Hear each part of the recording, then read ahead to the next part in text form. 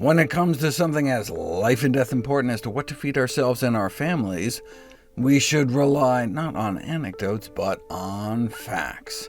Welcome to the Nutrition Facts podcast. I'm your host, Dr. Michael Greger. Today, we continue with our series on exercise as medicine, and I have to say I was surprised by how much controversy there was in the medical literature over whether the apparent longevity benefits of exercise are even real. Whether 6% of premature mortality is related to physical inactivity, 9%, or even 15%. These estimates are all predicated on the presumption that the associations found linking inactivity to death rates in observational studies constitute cause and effect. A classic study from the 1950s, entitled Coronary Heart Disease and Physical Activity of Work, illustrates how difficult it can be to tease out causality between physical activity and longevity. London bus drivers appeared to have twice the risk of dying from heart disease compared to bus conductors, who were presumed to be protected by their climbing up and down 500 to 700 steps a day in the famous double-deckers. However, it was later revealed in a follow-up paper, Physique of London Busmen, that based on the measurements of their starting uniforms, the bus driver started out significantly heavier. Similar issues surrounding reverse causality continue to haunt observational exercise studies to this day. Is exercising enabling good health in seniors, or is good health enabling exercise in the first place?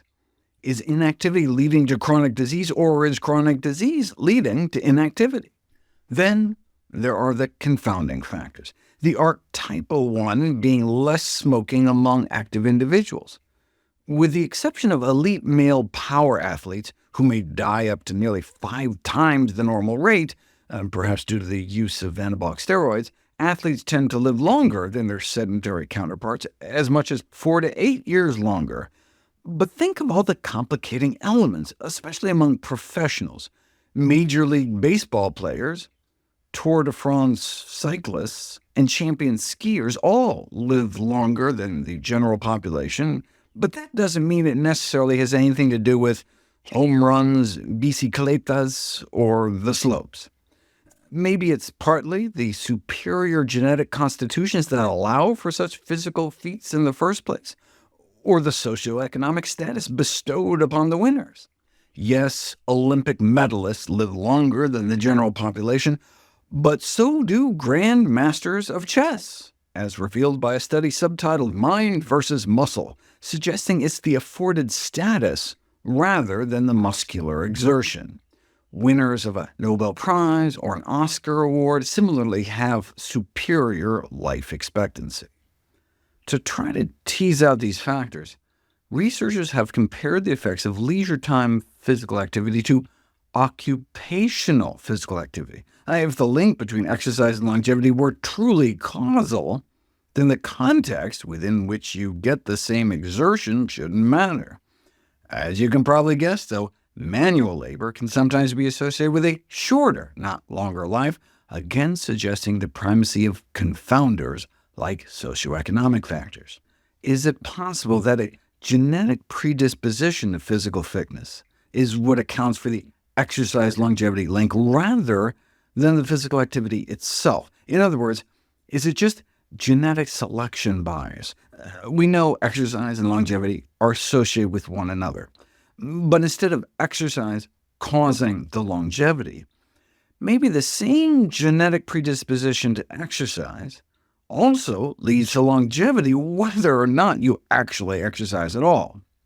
This question was raised by a pair of mind-blowing studies.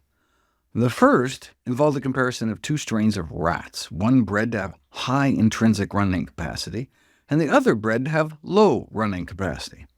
Then they were randomized to either get a running wheel or not. Even without exercise, the high fitness ability rats lived longer than those with low fitness ability. But unexpectedly, the provision of running wheels, so they could all exercise voluntarily, cut the lives of both strains short. Running reduced their life expectancy. Using twin studies, we can show that there are also genetic predispositions to exercise in humans, too, When identical twins leave home to start their separate lives, their exercise habits are much more likely to be concordant than fraternal twins, meaning if one twin vigorously exercises, then the other twin is more likely to do the same if they share 100% of their DNA instead of just 50% like regular brothers and sisters. How could we tell if it's this genetic predisposition to exercise rather than the actual exercise that accounts for athletic longevity? Well, what about the rare cases of identical twins whose exercise habits diverge? With the same DNA, would intense physical activity make a difference? Apparently not. The same mortality rates were found in identical twins whether they exercised vigorously or not. A critical analysis on whether physical activity is a cause of longevity concluded the undisputed health-related benefits of exercise have yet to translate into any proven causal relationship with longevity. This was based on the fact that though randomized controlled trials in clinical populations, suffering mostly from neurological conditions, have shown a drop in premature death rates, exercise interventions have failed to show exercise extends life among apparently healthy individuals. However, these are difficult studies to run.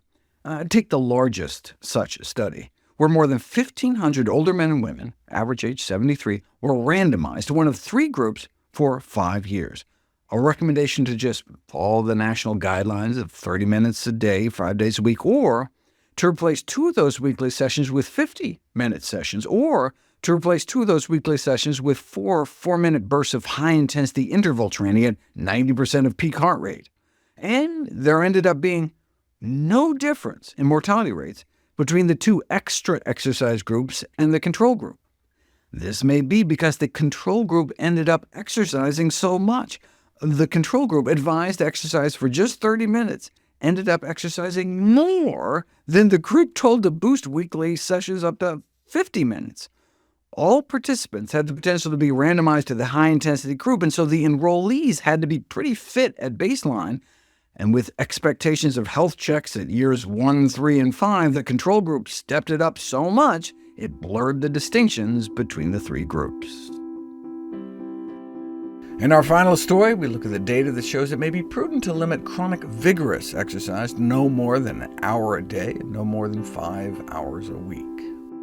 How much exercise is too much?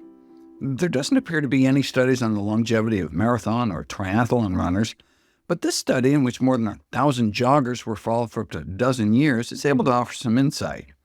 Surprisingly, the light joggers appeared to have the lowest mortality rates.